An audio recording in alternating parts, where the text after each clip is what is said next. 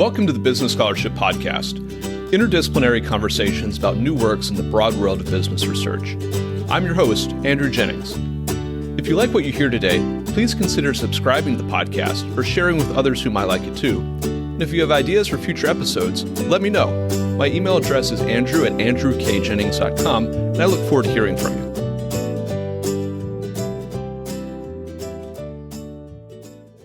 Our guest today is William Magnuson, Associate Professor of Law at Texas A&M University. We'll be discussing his recently published book, For Profit, A History of Corporations, which, as we're recording today on December 20th, is the #1 bestseller on Amazon in the corporate law category. And the book was also included in the Financial Times' list of the best economics books of 2022. William, welcome to the Business Scholarship Podcast, and congratulations on the book. Thank you so much for having me on, Andrew. It's really a pleasure.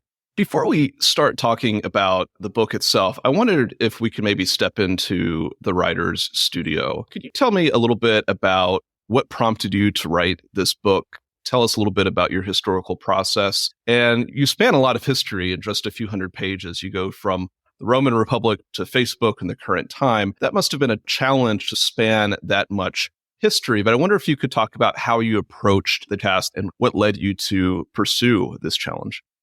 This is a book that I have been thinking about for a very long time. It goes back to my time working in corporate law at Sullivan and Cromwell. At the time, I was working in the mergers and acquisitions group there and was spending my entire life devoted to promoting the interests of companies and large corporations. And always throughout my time there, I thought, what am I doing? What is the purpose of these institutions that we've created? And what does it mean for society? And so after I came back into academia and started being a corporate law professor, I started working in the back of my mind on this project. One of the things that I discovered, there's much great writing on the history of corporations, but it wasn't exactly the type that I wanted to create. My father is a novelist, and so I grew up on reading stories and books. And so I wanted to write a book that explored the history of corporations through stories, and in particular stories that marked these moments in time when both the history of corporations changed, but also the history of societies and nation states changed. And that was the idea behind the book. Let's take a look at how corporations have evolved from their origins in ancient Rome through the Medici Bank and Renaissance Florence to the East India Company and Elizabethan England, and all the way up through to America today. And I focused in the last chapter on Facebook. And so one of the things that I really enjoyed about the book was digging into the stories of who were these executives that created these companies, what it was like on Henry Ford's assembly line. And so that was the purpose of the story, was to tell what life was like in these corporations, how they changed the world. You decided to tell the story, the history of corporations, through these 8 stories that focused on particular times and places, starting with ancient Rome and then ending in our current day, focusing both on the story, but also on the thematic or the theoretical importance of those stories. Could you maybe outline the corporate law theory that you're also capturing in this history of the corporation, starting with maybe Rome and ending with Facebook? What are sort of the big themes that you cover? The book has 2 general purposes. One is simply to tell the facts, right? The history of corporations and explore how they've changed over time. But the second is I did eventually come up with a thesis and an argument. I didn't begin with one. I should note that. I did not go into this project thinking that this is the argument I want to make in telling the history of corporations. But eventually, as I explored all these large, successful companies over time, I did eventually come up with a core argument that the book seeks to make. And that is that the purpose of corporations, when they were initially created and for most of history, has been to promote the interests and the common good of their nations. And so that is the core argument that the book makes. It's a difficult argument to make today. I think that today it is not just not obvious that companies should promote the interests of their societies, but it's also even considered, I think, controversial to make that point, right? We oftentimes hear that the purpose of a corporation is to maximize shareholder value. And in fact, almost every year in my corporations class, I ask my students in the first class, what do you think the purpose of a corporation is? And invariably, people say it is to maximize profit. But when you look at corporations through the lens of history, I think that it becomes clear that societies didn't create corporations just to promote the interests of the shareholders. There were greater stakes at issue. When you look back at the Medici Bank, why was it that the Renaissance Florence and the Signoria created these società in commandite, is what they were called then? Why is it they created it? They were looking after the interests of the Florentine Republic and the East India Company, right? Why did Queen Elizabeth create and charter the East India Company and other large joint stock companies? It was to promote the greatness of their nation. And so I think when you look at corporations in the historical lens, that core argument about what the real purpose of corporations, why we created them in the first place, that becomes clear. I'd like to return to the controversy over the purpose of the corporation in just a moment, but I'd love it if you could give the listeners a little bit of a taste of what they could expect when they read this book. And you have these 8 stories, these kind of pivotal moments that you identify in the history of the corporation. Is there a favorite case study or story that you worked on, or one that you consider particularly important or meaningful that you might be able to give us a little bit of flavor or detail on? In a way, of course, I love all the chapters. Each of them is important to me, and I enjoyed researching them. But for me, I think one of the stories that really sticks in my mind is a story that Livy tells about the ancient Roman Republic. And he tells a bit about 215 BC. This is in the middle of the Second Punic War, the war between Rome and Carthage. This is a massive conflict that spanned from the shores of Spain to the sands of Tunisia. In Rome, in 215 BC, Rome and Carthage had been at war for decades. But finally, in 215 BC, under the leadership of Hannibal, who was the Carthaginian general who had crossed over the Alps with his army of elephants, it looked like things were going well for Carthage. Right? Hannibal had defeated a succession of Roman armies who had been rushed into the field to meet him. And the Roman Republic really was at this dangerous position, right? It suffered loss after loss. Its army was decimated. It had no way to defend its territory. And Hannibal was just roaming freely through southern Italy. And the story of how Rome recovered from those defeats is familiar to those who have studied ancient history, right? It's basically the famed Fabian strategy, which was a strategy to avoid the large set battles that they had lost so much and instead engage in small skirmishes to prolong the war. But less well known in that affair is the role of capitalists in allowing Rome to keep that war effort alive. So in 215 BC, when Hannibal was at loose in Italy, Publius Cornelius Scipio, who was the father of Scipio Africanus, wrote to the Senate from Spain with some bad news. His armies were short of supplies, and he was unable to either pay or feed his troops any longer. And if Rome didn't send him any supplies, he said, he would lose the army in all of Spain. But the Senate, the Roman Senate, found itself in this difficult position because its treasury was essentially empty. And so as a last resort, the Senate made a plea to the people of Rome. If the Roman citizens would supply Scipio's troops, they would be repaid from the Roman treasury when it was eventually replenished. And in response, Livy writes, 3 companies, or societates in the original Latin, 3 companies of 19 members came forward and agreed to supply the necessary provision. In return, they only asked that they be exempted from military duty and that if they lost their cargoes at sea, the state would make them whole. The Senate agrees to those terms. The companies followed through on their promise, and the company's efforts went off without a hitch. Soon Scipio's army had its supplies, and they were able to go on the offensive and defeat Hasdrubal and Hannibal. And so I think that gives you a sense of the ancient beginnings of the Roman company, right? Was that there was this idea that we needed companies and capitalists, the power and the wealth of capitalists to supply the government with services, to keep it going. And Livy writes, ultimately, he concludes that these capitalists were motivated by love of country. And so I think that gives you a little bit of the sense of why we created corporations in the first place. And if you'll allow me to break the rules a little bit and add one other favorite chapter, one of the chapters that sticks with me is the history of KKR, the private equity firm. It's this fascinating story. It was founded in 1976 by these 3 investment bankers. And the basic idea behind private equity and their firm was that corporations weren't working. In the 1970s, it was an era of the conglomerate, these giant corporations that owned completely unrelated businesses. A classic example was RJR Nabisco, which was a tobacco company combined with a biscuit company, right? These things don't seem to have much in common with each other. KKR's idea was the corporation isn't working. It's leading to all these problems. We need to fix it.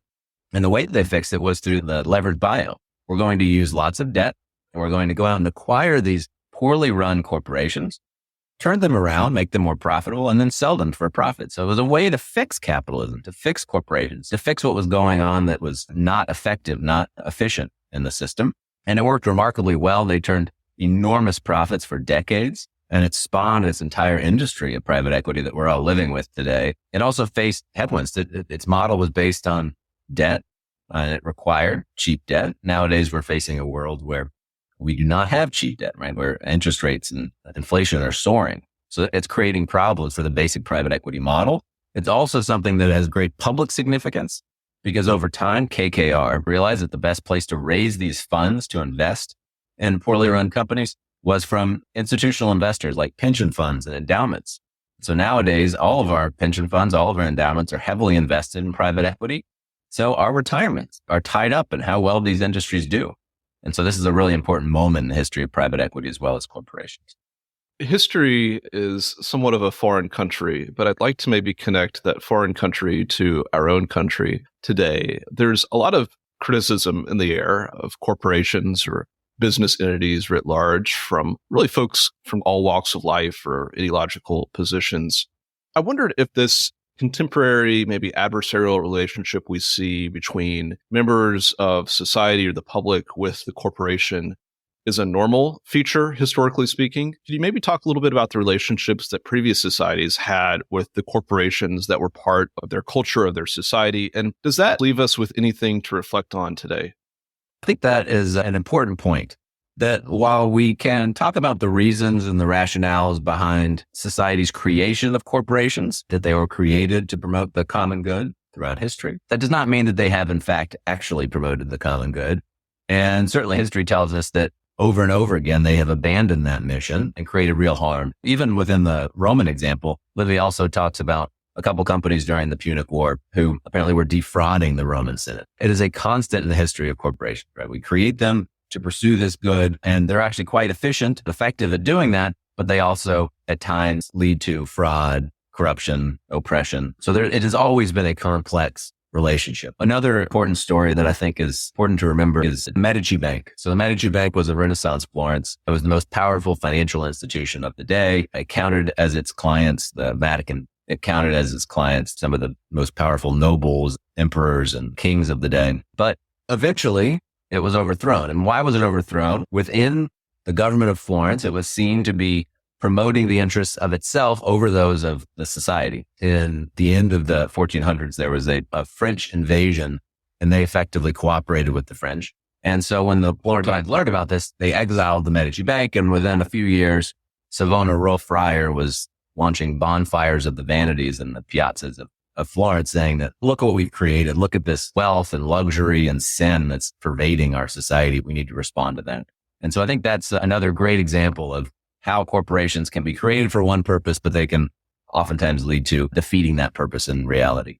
You close the book with somewhat of a hopeful view of the purpose of the corporation in society. You say that this book isn't intended to reach some contrarian finding or argument, but in some ways that hopeful view of corporate purpose is perhaps a little bit contrarian. Could you maybe share why you might be somewhat hopeful or cautiously hopeful about the corporation when so many others are pessimistic about corporate America? And with that optimism in mind, is there any advice that you would offer to corporate executives or directors for understanding how their companies should embrace their social goals rightly understood? If they were taking your introductory corporate law course and you asked them first thing, what's the purpose of the corporation? What lessons would you want them to take away from your corporations class?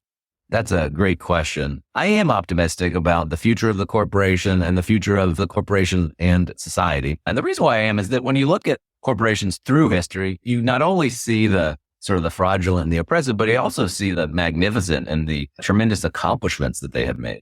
Ancient Rome, they helped supply the army. They built the roads and the temples and the aqueducts. In Renaissance Florence, they created this great flourishing of artists, created an economy that spanned the continent. And the East India Company, they were trading with lands thousands of miles away across seas. One of the stories that we haven't really talked too much about American corporations today. And so one of the stories that I think is most incredible is the story of Henry Ford and his Ford Motor Company. He founded it in 1903. And at the beginning, he was just with a couple of workers, was making these basically out of a garage near his house. He was making one every few days. But within a few years, by 1913, he had created the Model T. They were pumping out 10,000 of these cars a day. It was just an incredible accomplishment. And I think that gives you a sense of the power of the corporation. right? The corporation, it is a unique vessel for getting people together and getting them to work together towards a common end. And I think that's a really important feature of the modern economy as well, right? Today, we have incredibly powerful corporations that dwarf the power of any corporation that came before them. You think about Facebook that has billions of users. The decisions of the few engineers over in Silicon Valley can affect the entire world, right? These are tremendously powerful corporations, and they have this capacity to make products that can benefit us all. And so I think that is the lesson that I take from the corporation, the history of the corporation, is that there is this tremendous power of corporations and in humans to cooperate. So that's why I'm optimistic about it. At the same time, I do think it's worthwhile to think about the areas in which we can improve the corporation. So one of the things that we talk about a lot in my corporate law class and generally in corporate law scholarship is about the idea of the invisible hand, that the market operating on the interests of individuals will lead to the betterment of society. And so I think it's worthwhile to think about, is that true? Where is it true? And where might it not be true? Where might the invisible hand fail to do its job? And at the end of the book, I talk in the final chapter about some areas where I think it is worthwhile for both corporate executives and government policymakers to think twice, right? Where there might be a short-term incentive to pursue one policy or make one type of business decision, but that might actually be worse for society. Just to give you a couple examples of this, pretty well known. For example, market failures, right? Where there's a monopoly that might be in the interest of a corporation to pursue a monopoly. Not so great for the world if that happens, at least in most scenarios. More recently, there's been this phenomenon, the sort of Silicon Valley startup that comes and dominates the world, that move fast and break things ethos of Facebook. And I think that's another area where we need to step carefully, because corporations, because they're now so powerful and their actions are so immediate, when Facebook changes its algorithm, it can be pushed out to billions of users around the world. Those consequences can reverberate very quickly and create harm. So I think that's another area where corporations need to be very mindful about taking decisions when they have such tremendous consequences. They need to not move too fast and not break too many things, because the harm can be very high. In your chapter about KKR, there was what I viewed as a reference to the book Barbarians at the Gate, one of the great M&A or corporate books that has really had a lot of staying power over the years. And it got me thinking about the legacy that you hope to have for this book. It's obviously just been published, but what role do you hope this book to play in the years to come as it's on people's shelves and people are consulting it and perhaps still buying it from Amazon for years to come? One thing that I hope that readers and listeners take away is that corporations are about so much more than just profit. Throughout history, we've seen them play this important, essential role in important moments, right? Moments when history changed, when nation states changed, when businesses and economies changed. And oftentimes that role is a positive one. There are these great vessels for bringing people together to cooperate. And I think that's a cause for optimism. I also think that it's important to remember the limitations of corporations, right? They're these very powerful vessels, but they can also be used for bad ends. And sometimes they create incentives that are not great for the individuals who are actually making decisions. And so we need to be mindful that the invisible hand is not perfect, that it fails and it doesn't reach its goals. And that means that corporate executives need to be mindful. They need to be thinking for the long term. They need to be thinking about interests beyond simply those of their shareholders or the short term. It means the government policymakers have to be thinking about these issues as well. They can't simply take for granted that markets are going to lead to efficient results. I think those are the key takeaways that I hope that readers and listeners will take from the book. Our guest today has been William Magnuson, Associate Professor of Law at Texas A&M University. We've discussed his recently published book, For Profit, A History of Corporations. I'll add a link to the book in the show notes for the episode. William, thank you for joining the Business Scholarship Podcast. Thanks so much for having me, Andrew. It's been a lot of fun.